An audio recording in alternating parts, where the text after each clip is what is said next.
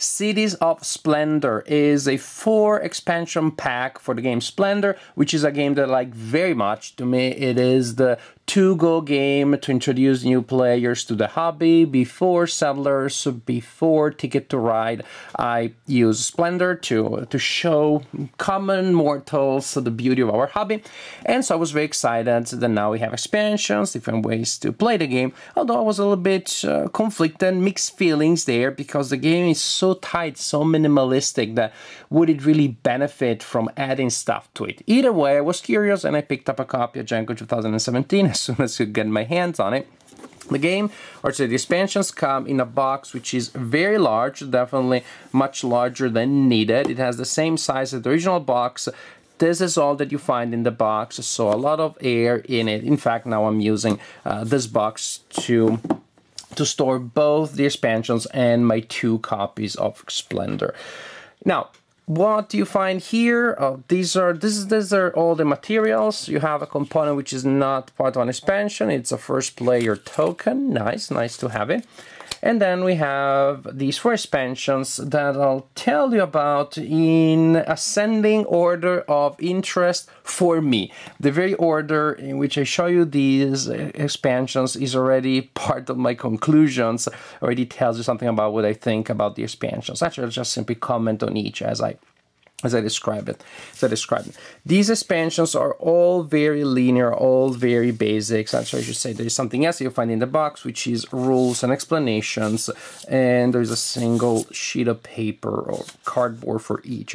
The cities expansion, these are all the rules. The back doesn't have any game information. Other expansions, such as the Orient, are a little more elaborate, and so you have 2 pages, or say a page and a half of rules, or a page of rule and some examples, but still very, very simple, very linear stuff. The expansion that gives the name to the pack, the Cities of Splendor, is the Cities expansion, is the one that I find least interesting of them all. What you have in this expansion is a set of tiles that are double-sided and that represent different cities. Very beautiful, very, very nicely done for sure. Each with a new victory condition. That is, you can win the game instead of scoring 15 points, by scoring 15 points, by having 11 points plus these sets, or 13 points in these sets, or etc.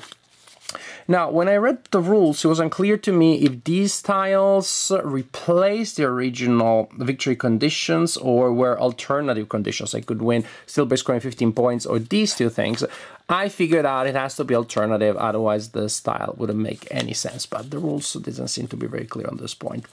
It's nice, it's cute, but it doesn't really change gameplay in any way that is particularly significant. You will have several of these on the board. Each player can go for different things. Maybe I'm trying to complete this city here, and you're trying to complete that one. But it doesn't really change gameplay all that much to me. Maybe it makes it a little more focused. The objectives a little more clear, because first, you know, if I have 15 points, I can get to 15 points any way I want. Now, if I want this city here, I want to win by taking that city, then I need specifically those things. Maybe it makes it a little easier to block the opponents when you clearly know what they're doing. But then later in the game, where people have many sets, probably there are cases where people will be going for several ones. So at the end, it doesn't feel to me that really changes much. It doesn't make the game much more confrontational. It's very similar to the original one.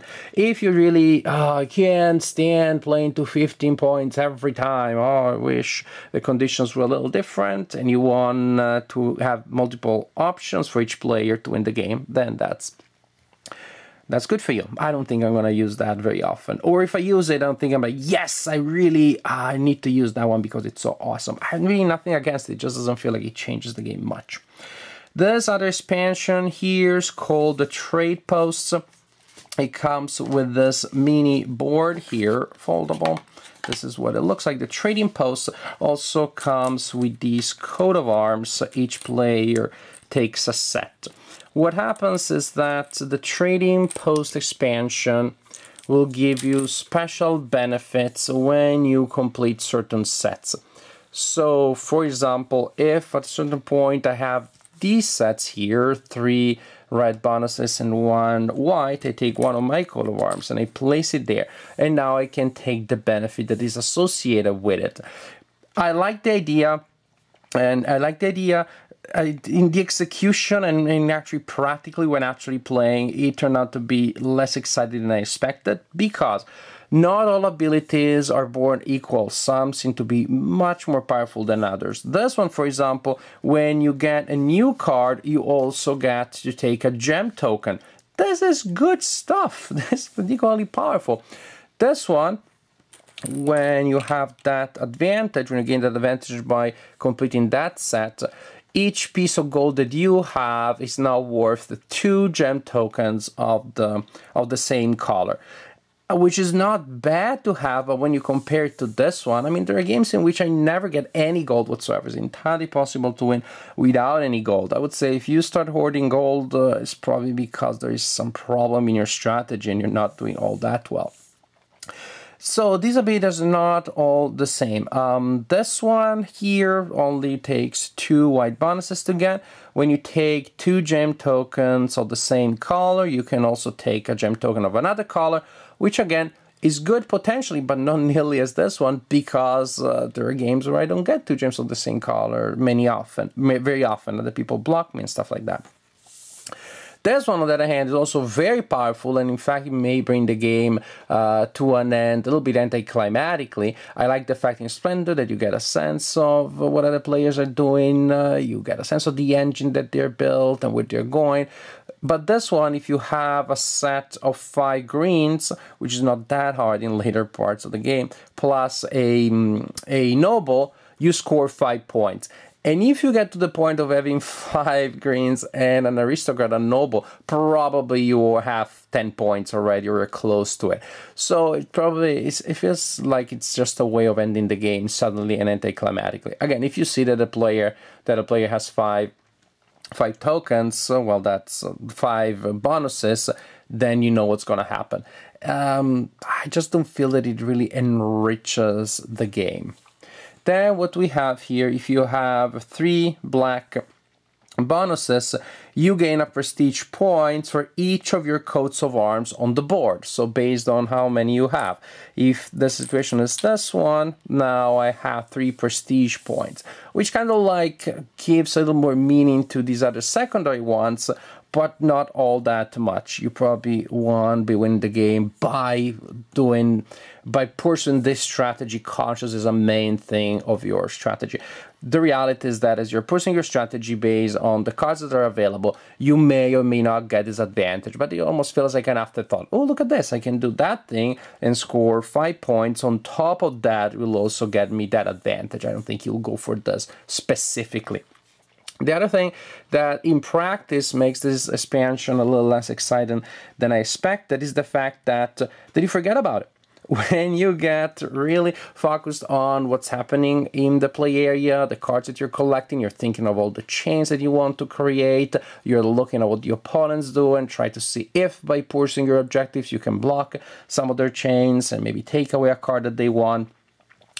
While you're doing all that, I mean, I've seen it that most of the times, with the exception of this bonus that everybody wants and people are pursuing it, very often people are like, oh, wait a second. Oh, yeah, a couple of turns ago I had that one. I'm going to put the coat of arms on. Oh, wait a second. Oh, yeah, I had 2 whites. Yes. So people remember at some point that they have this and they're going to get that advantage. That is to say, it adds an element of complexity, or I should say makes the game a little more complicated, but it feels so secondary that people forget, and as an afterthought, oh yeah, why don't I also get that benefit? And sometimes you get these benefits that then you don't use because they're not all that easy to use. So, very good idea. I like the idea of special actions. It just seems that the way it is, it didn't work, at least it didn't work for me. Now we get in the top half of the 4 expansion pack, the expansions that I like. And this one I like very much. It's called the Stronghold. In a certain sense, it is component-wise one of the simplest. It comes with these nice-looking strongholds. Technically, you could play with simply sets of 3 beads for each player. but the strongholds do look good. Each player starts the game with a set of three strongholds, and pretty much you get to do something with your strongholds every time that you buy a card. What do? When you buy a card, you can take one of your strongholds from your personal supply and place it on a card on the board as long as there isn't already a stronghold by another player. That effectively means that the stronghold placement is a free action after you buy a card that allows you to reserve a card. This to me is great because in the original game, the reserve action not always is used. Again, if you use it too often, maybe there's a problem with your strategy. You're getting a little bit stuck. But I like the idea of being able to take cards from the opponent. Take the opportunity of buying a card from the opponent. So to me, this is great because it makes blocking the opponents a free action. It makes the game feel much more tactical. It has now that spatial and positional element that I can block much more easily. Now, however, there are other things also you can do with a stronghold. Or, once you buy a card, then you get to do something in the stronghold. Instead of adding a stronghold to the board, you may remove an enemy stronghold. So there is that. And yet, that sometimes may lead to a little bit of a tug of war. I put it back, you take it away, I put it back, you take it away. But then, but after a while that happens and players realize that's not really productive, there are other ways that they will be using their strongholds. Another thing that you can do, if all of your three strongholds are on a single card, then you can buy the card for free after you take your regular action. That is very good. Again, I am buying tokens, and then I immediately buy, with those tokens, the card that then my three strongholds are on. I buy a card, and then I get to buy another card. If you do so, you still have to pay as normal, but the fact that you can buy that card as a free action is really great. So that also means that you can choose to use your strongholds more defensively. I'm reserving a card, and not only that, I want to buy it for free later. Pretty much I pile up 3 of my free actions to get a 4th one when I buy that card. Or I can be more aggressive and go around using my stronghold actions to remove your strongholds, to block your cards, etc. And within a game, you will see people using a little bit of both, shifting from one to the other depending on the circumstances, more aggressively, more defensively. It's such a simple idea, but it really adds a lot to the game, in my opinion. It also creates interesting situations with timing, precisely because now you can reserve, basically you can reserve cards, or you can block cards as a free action. There are games, you have seen, if you play Splendor, there are games in which you know, like, darn, my opponent is going next and my opponent will win the game. I know that he'll win the game by getting that card. There's nothing they can do to stop him. Or is there? Because now I can buy a card, place a stronghold on the card that would make them win the game, and now the game is not doomed to end at that point. It makes the end of the game more tense, because it makes it less clear. It's still possible when mathematically it's obvious that that player will win the game. It's still possible to manipulate the stronghold in such a way that you block victory at that point, and then the opponent may still win, but maybe the opponent has to figure out a different way of doing it. We'll do it in a couple of turns, and so on and so forth. There is at least a chance, especially with more than 2 players, for a little bit of catching the leader, ganging up at least the leader situation, which I find very welcome. I like this expansion a lot. But my favorite, by far, my favorite expansion is the Orient. The Orient comes with 3 decks of cards. They are marked with 1, 2, or 3 dots on the back in the same way as the normal Splendor cards are. You shuffle each deck individually, and like in Splendor, you will have here your regular 1 card with their line of 4, and then on the other side you will place pretty much specular to it. You will place the deck of the Orient with 2 cards available from each deck. So pretty much in the regular cards that are still there, you draw cards and you place them from left to right. Here, these are the decks are available from, the cards come out from the right side and they're placed on the left. So basically you will have, for each tier, now you will have a sequence, a line of 6 cards available. And these cards you can purchase normally by by producing sets of bonuses and or by using gem tokens. You buy them normally, but they do different stuff. Well, sometimes it will give you 2 gems instead of 1. Really nice, really powerful, good to put together powerful sets fast.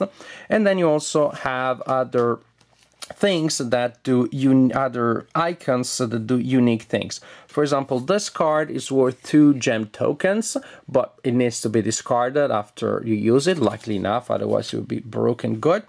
This other card here, you add it immediately to a set that you already have, or at least next to a card that you already have, and it becomes a card of the same symbol. Think of it as a doppelganger, as sort of like a shapeshifter. So if I attach this one to a blue gem, then this card counts as a blue. If I attach it to a red, it counts as a red. This card is super neat. It gives you a bonus as usual, but it also lets you reserve a noble. It's the same action as reserving a card, but you do it with a noble. Very powerful, very nice.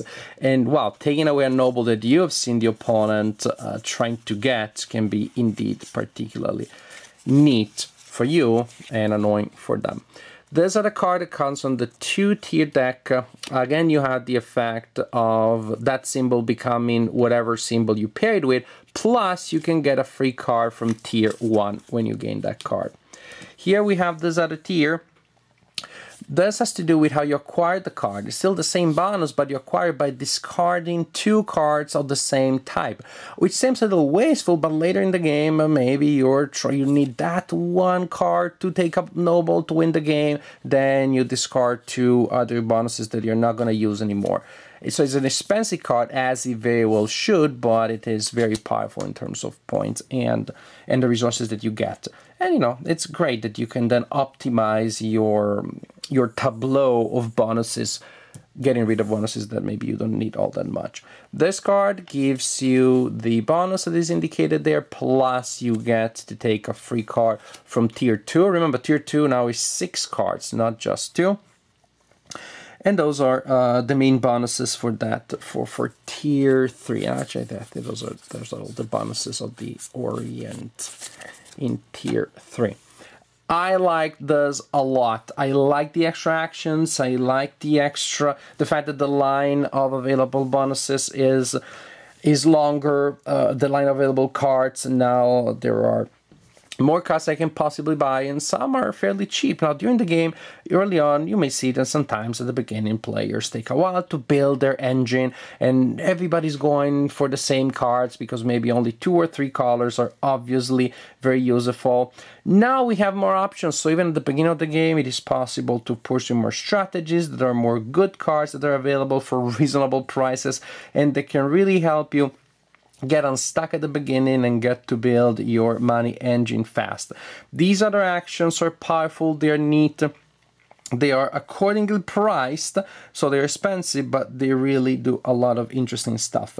See, differently from the expansion of the trading post, where you do have new actions, but you kind of forget about them, these actions are there all the time. Now, they definitely add more flavor to gameplay, more variety, they make it more interesting, they can make it a little more confrontational, especially if you do this, and they may allow you to get to your victory conditions faster than otherwise. Again, maybe the first time that you play the game will be slower because there will be more analysis paralysis as the players are getting familiar with the new icons and the strategy that emerges from them. But once players are familiar with that, then you have more options, then you have more ways of getting where you need to go. It's harder to get stuck with a combination of cards in your tableau that doesn't really do anything. There are interesting goals that, again, are rightly priced. It's nice to get these things, but you have to work for them. To me, this is an expansion that was well conceived theoretically, but also well executed. It makes gameplay very nice. It really makes it more complex, but I find more rewarding. Now, this being said, to me, this does not replace the basic Splendor. That doesn't mean then once I go the Orient version, then I cannot play the original game anymore. The way it works is that the original game still has the advantage of being so terse, so simple, so minimalistic, and I definitely still use that to introduce new players to the hobby, and I may even from time to time just play it with my more hardcore gaming friends.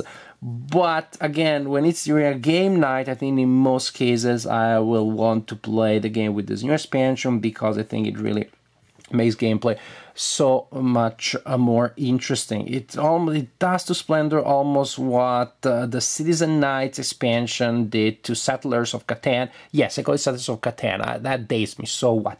So it just makes the game much more interesting, adds a nice element, nice wrinkles. Citizen Knights makes the game much more complicated than Settlers. This one doesn't make Splendor any more complicated. In fact, actually, the basic mechanisms remain the same. It's just the bonuses that you have add more to gameplay and make the game, to me, more interesting. So these are the 4 expansions in Cities of Splendor. Maybe you'll like them all, maybe you'll dislike them all. I guess with 4 expansions, the advantage is that most people will find something to like, although maybe they'll also end up getting settled with 1 or 2 things that they don't like as much. I'm happy with the fact that I have these 2 expansions, the Strongholds and the Orient, which I like very, very much. The other 2, not so much, but maybe, you know, in time I'll get to appreciate them, I'll find a use for them. But I'm definitely happy that I have Citizen Splendor 4 expansion pack just for these 2. To me, the Orient and the Strongholds are worth the price of admission.